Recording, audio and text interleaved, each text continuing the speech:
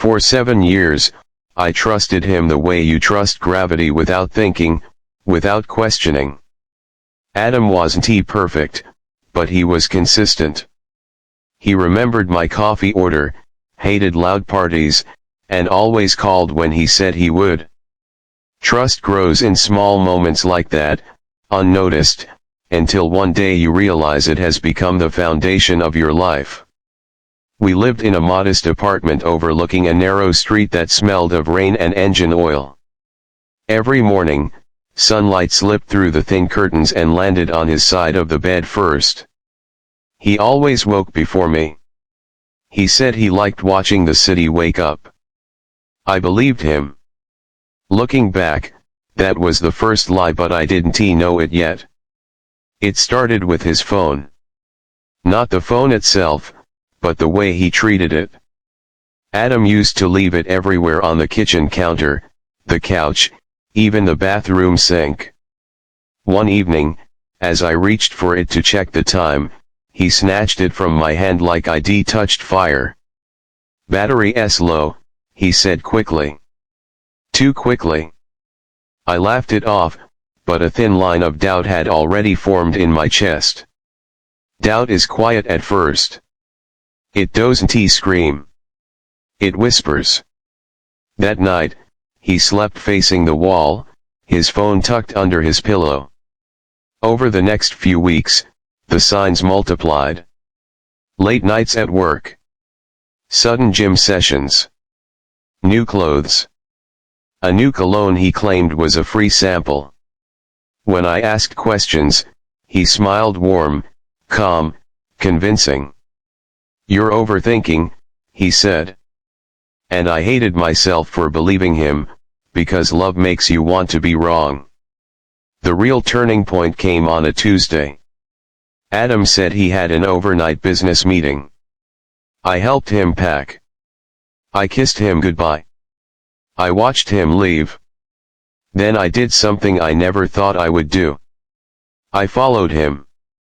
My hands were shaking as I sat in my car 2 blocks away, watching his familiar figure walk not toward the highway, but toward a small cafe he had never mentioned. I parked across the street and waited. She arrived 10 minutes later. She was younger than me. Not prettier, just younger. She smiled when she saw him, the kind of smile reserved for someone you think you know deeply. They hugged. Not a friendly hug. Not a quick one. A long, comfortable embrace. My chest tightened. I couldn't breathe. I couldn't look away. They sat by the window. Adam leaned in close. He laughed the way he used to laugh with me. He touched her hand. I watched everything. He never once looked outside. He never saw me sitting there, eyes burning, heart breaking, watching the life I thought I had fall apart. I stayed for 2 hours. 2 hours of lies unraveling in real time. When they finally left, they walked to the same car and drove away together. I followed again, numb now, past fear and denial, straight into the truth I had been avoiding.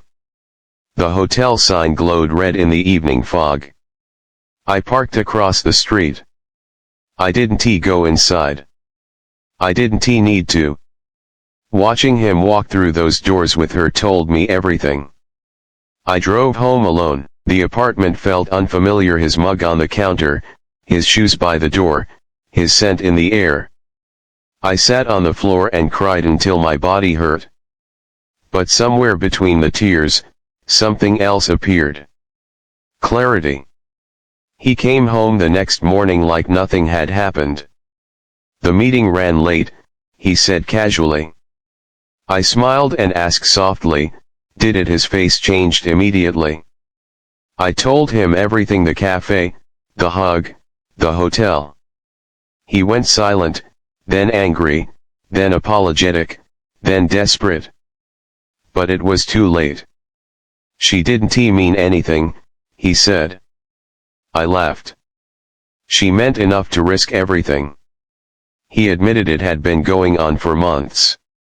Months while I trusted, while I waited, while I loved. I didn't scream. I didn't beg. I packed a bag. He watched in shock as I walked out of the door. For the first time, he didn't know what I was doing. The weeks that followed were brutal.